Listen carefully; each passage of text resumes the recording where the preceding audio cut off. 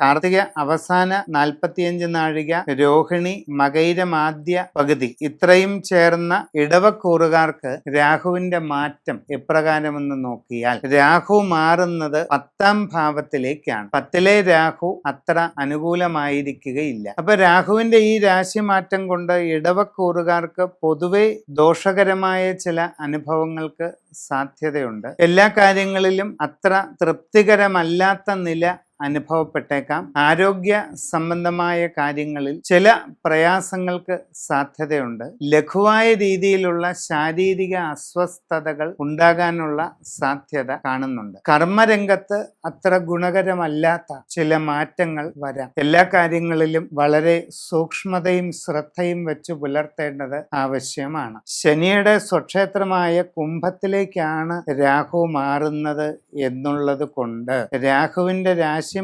കൊണ്ടുണ്ടാകുന്ന ദോഷഫലങ്ങൾ പൊതുവെ കുറവായിരിക്കും.